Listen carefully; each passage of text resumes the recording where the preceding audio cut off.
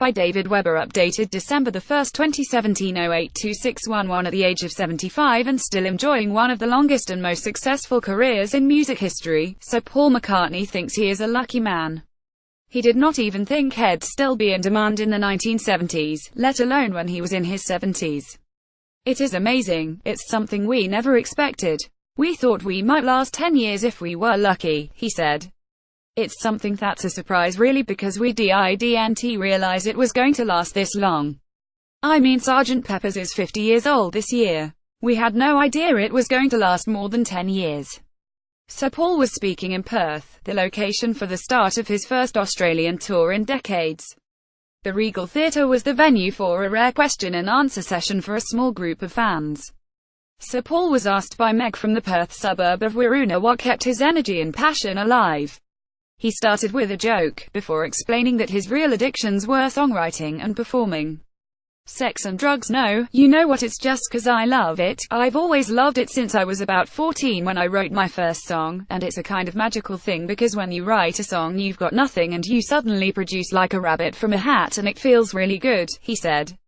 And you get a bit addicted to that feeling.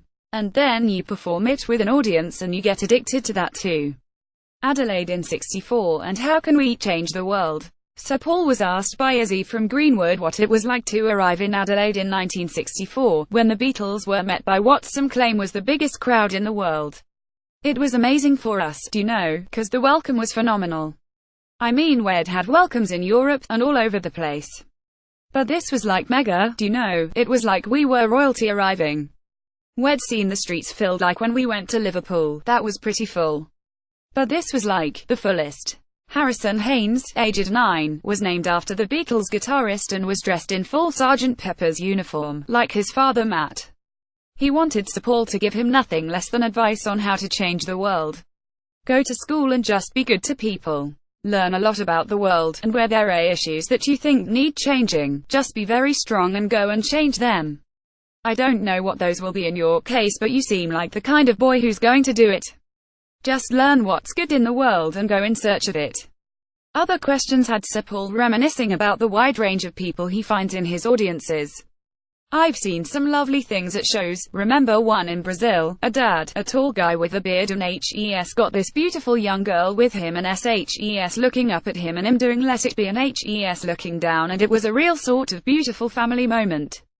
And it was a choker because I've got to sing this thing and not quit. Changes in touring, less screaming girls. How had touring changed then, since those frantic, frenetic days of the 1960s, when Beatlemania was at its peak?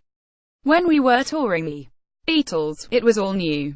No one had seen these kinds of crazy scenes with rock and roll, really. There had been a few, but our thing was like, really crazy. It got a bit much because in the end we couldn't hear what we were doing. And that's one of the big differences now. We can go louder than the audience now, so that gives us a bit of an edge. I'm older, the audience is older, you've got dads and sons, dads and daughters, you got all people of different ages in the family, and that's very different. It really was pretty much just screaming girls, only in France when we went there, it was screaming boys. And we were freaked out. What? And someone said the girls won't come, the mother won't let them come with us without a chaperone, so it was all the boys and they were going crazy, and the gendarmes didn't know what to make of it, so they were beating them up. One hopeful fan asked the former Beatle and Wings man to go and have a vegan meal with her. My wife would kill me. Another inquired about his dog Martha, she was really lovely.